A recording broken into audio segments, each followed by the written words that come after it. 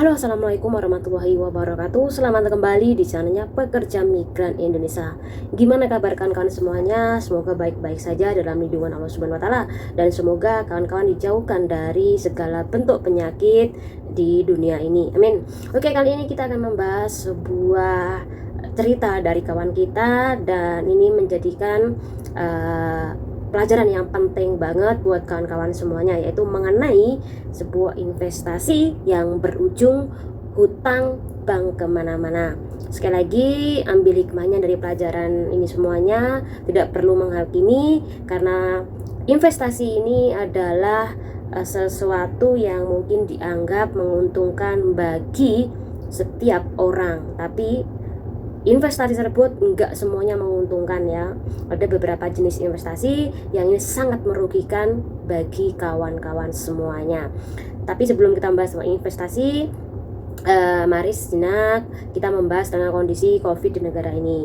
Jadi sekali lagi, informasi COVID ini masih sangat tinggi. Terpapar aja per hari kemarin sebesar 4.800 lebih satu hari. Kemudian yang berpulang ke Tuhannya ini sebanyak 13 orang, dan yang tertular kemudian dibawa masuk ke negara ini atau disebut istilahnya adalah impor, ini adalah sebanyak 300-an lebih. Jadi masih tinggi angka COVID.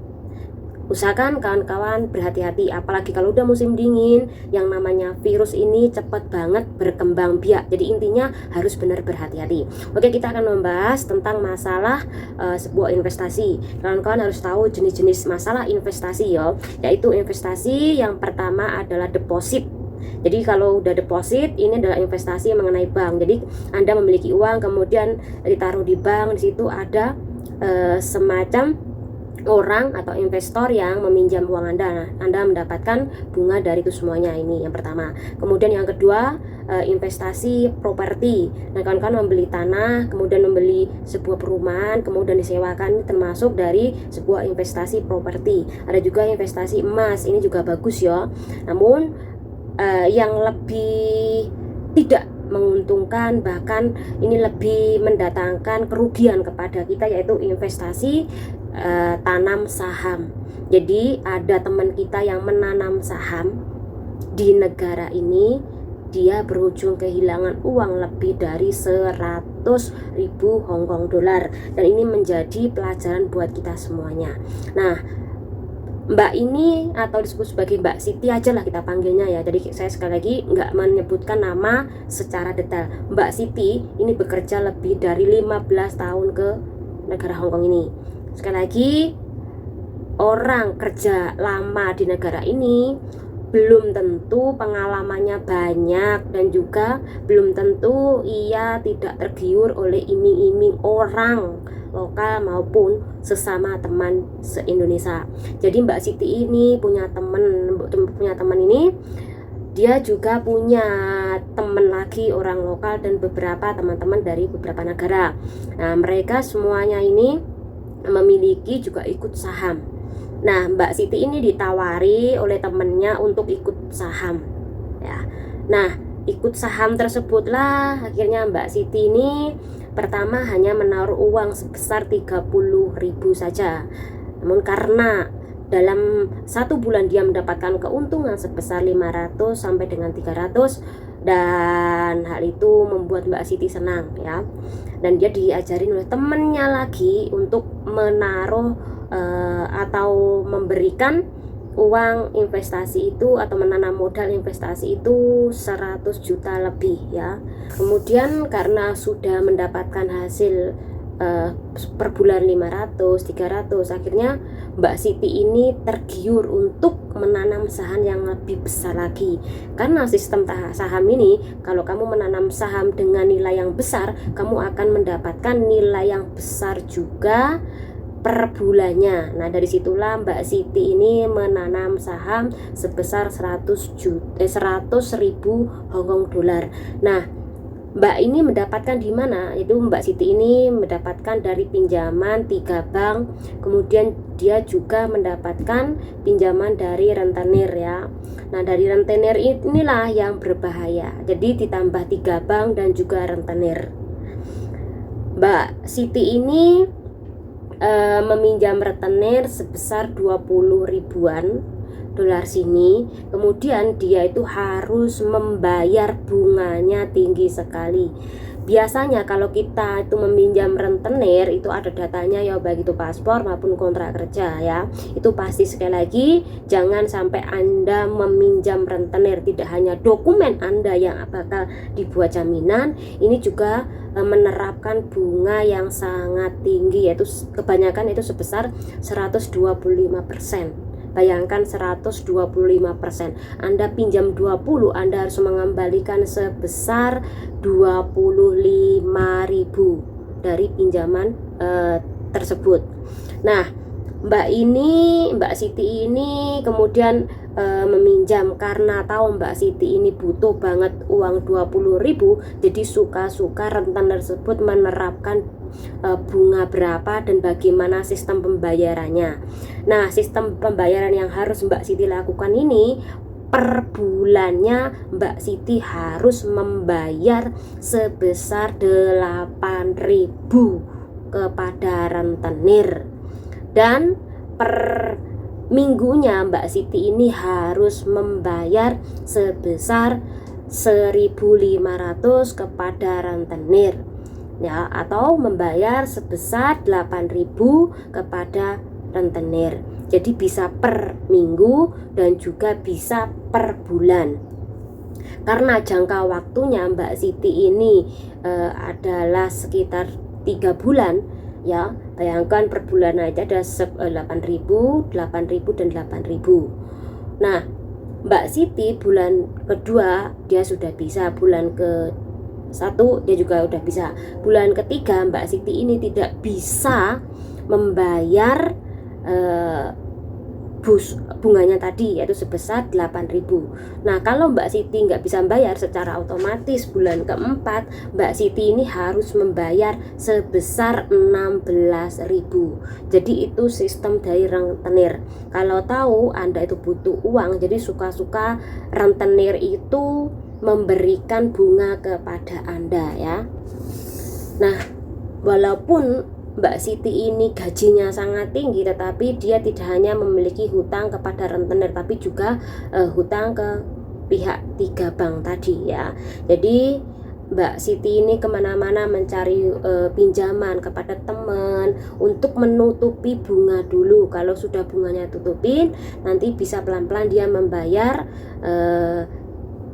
hutang kepada rentenir tersebut. Tapi sekali lagi, kan tidak hanya hutang kepada rentenir, tapi juga kepada 3 bank tadi.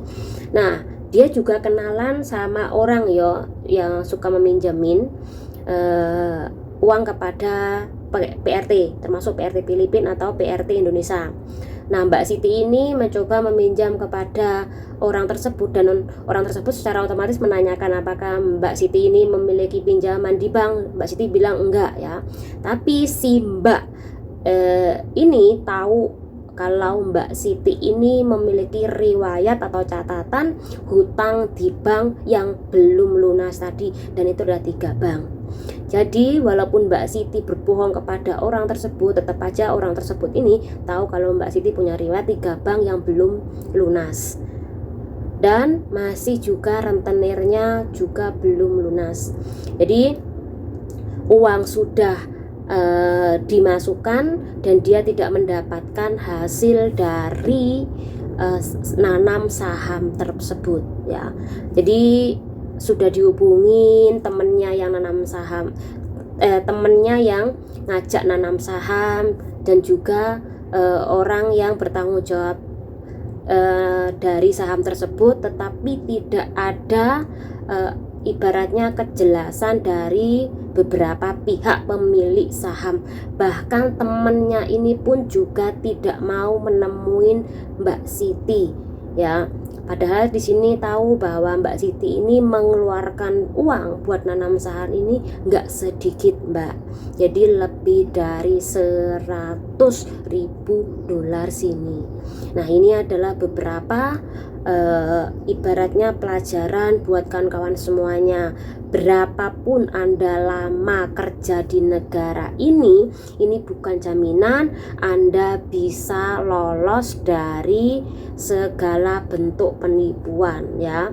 Jadi berhati-hatilah mengenal teman, apalagi menanam saham tersebut.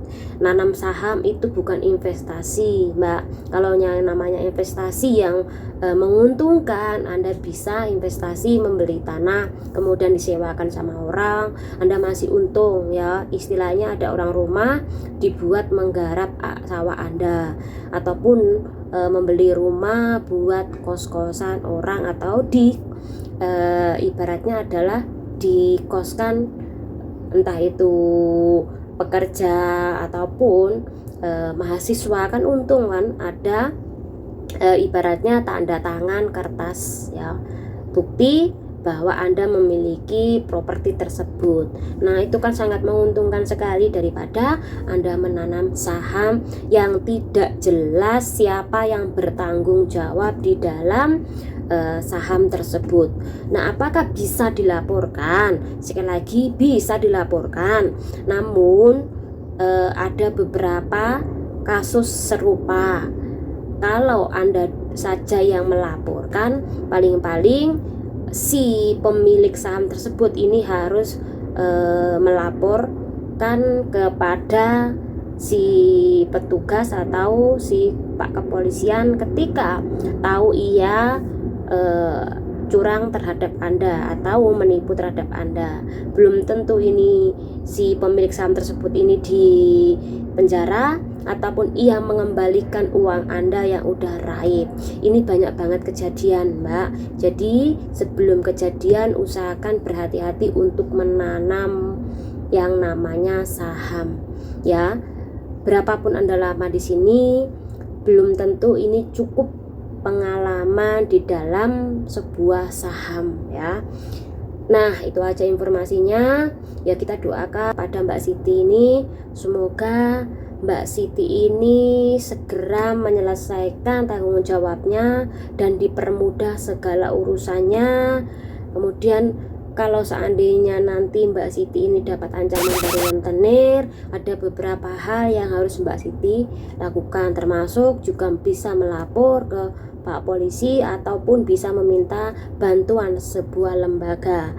Ya, sekali lagi, kalau sampai ada perkataan atau sebuah ini terhadap Mbak Siti, ya intinya adalah bisa dilaporkan ya. Tapi kalau sampai melaporkan, Mbak Siti ini risikonya adalah bisa diinterminate oleh majikan ataupun bisa terjerat oleh pasal karena dia sudah